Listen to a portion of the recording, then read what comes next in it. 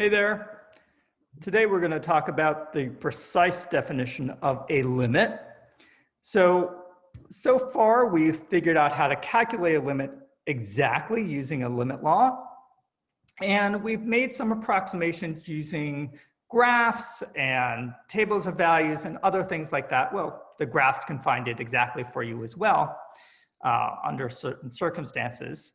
But today we're going to sort of focus on a little more precision, a little different perspective on what a limit is and how it comes about.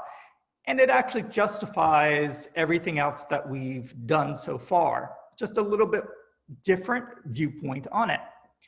So here we have up top in the gray box is the exact definition. It's not just from the OpenStax textbook, but in fact is widely used pretty much the same no matter where you go and whatever language you choose to speak.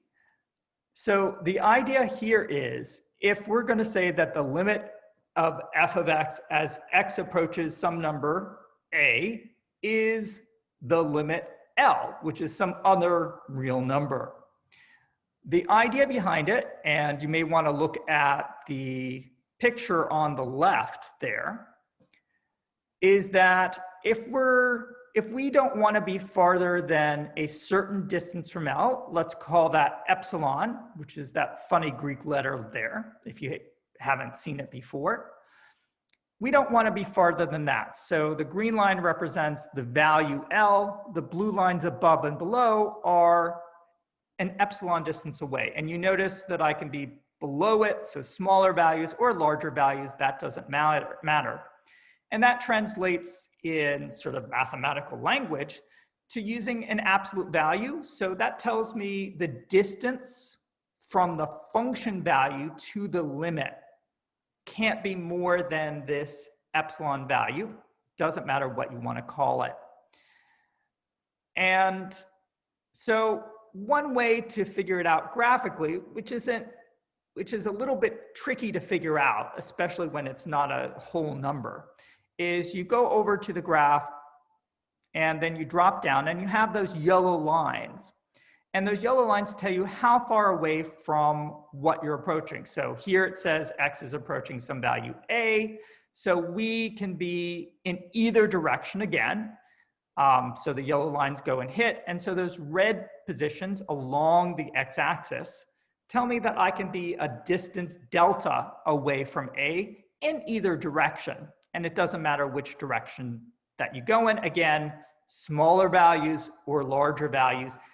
And that corresponds to the limits in the different directions as well. So in this case, how do we tell the distance from A?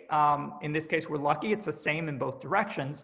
So that, again, the distance between 2 points, we have to include that absolute value because it's both to the left and to the right that we can go.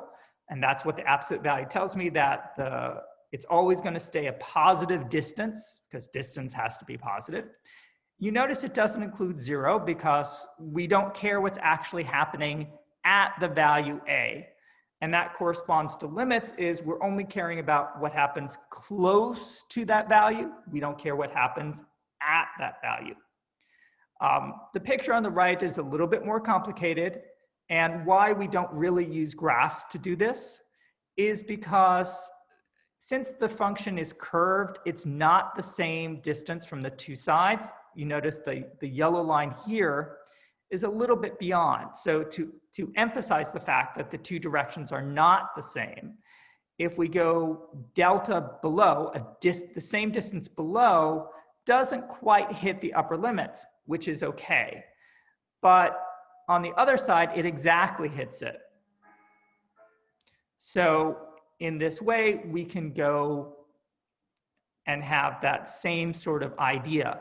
You also notice that epsilon here, that just how far away from the limit we're allowed to be, is bigger. And so you might also notice that how far away we can be from A, how far x can be from A, is also a little bit different.